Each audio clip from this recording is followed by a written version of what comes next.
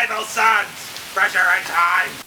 Hi everyone, Anthony Fantano here, the internet's busiest music nerd. And it's time for a review. And I actually found out about this LP from a forum I visit every once in a while. A day. My first introduction was looking at this album cover. A bald guy standing at the top of a staircase with a bald guy standing at the top of a staircase painted on his head. With a bald guy standing at the top of a staircase painted on his head. What? But after listening to this LP, I think I learned to judge albums a little bit less by their covers. Thanks, forum.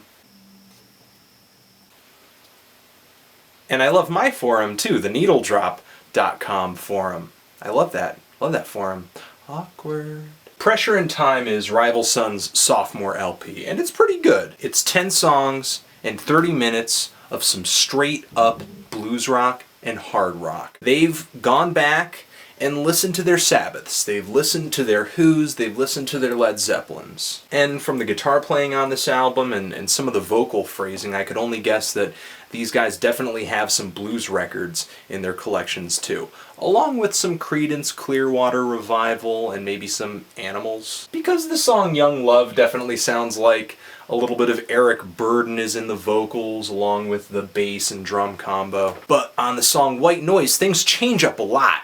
These guys take the album into a surprisingly psychedelic direction with fuzzed out guitars and just an overwhelming amount of sound. And it kind of reminds me of something I could hear like The Who playing to end out a live set with Pete Townsend just smashing his guitar all over the stage. But on a majority of these tracks, the musical group that comes to mind the most as an influence has got to be Led Zeppelin, which kind of becomes a good thing and a bad thing. The guitarist here is no Jimmy Page, and the singer is no Robert Plant, and I never really come away from any of these tracks saying, man, that guitar player has chops, or the phrasing in the singing is really ambitious and emotional. But maybe these guys save their really flashy playing for their live shows. As a unit, these guys really shine. It's not like you're going to listen to this just for the guitars or just for the vocals. You're going to listen to this because these guys are a tight band that write some really lean,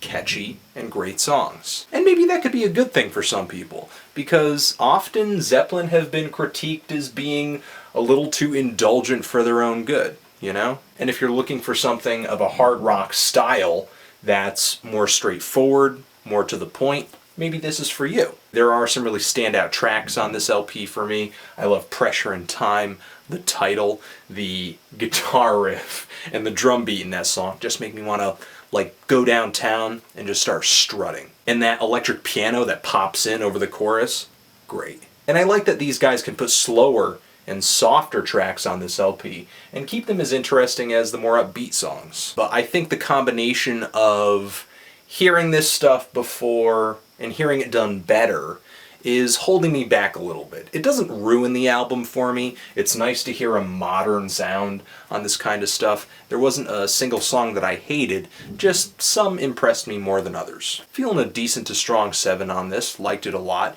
and was pretty surprised that this album is being released on EARACHE Records. EARACHE Records. And there is an edition of this LP that comes with bonus tracks, and some of those are, in my opinion, better than the songs that actually made it onto the LP. So if you can get a hold of that, do it. If you've heard this thing, what do you think of it? Loving it? Hating it? Why? And what do you think I should review next? Thanks for watching. Anthony Fantano, Rival Sons, Pressure and Time, forever.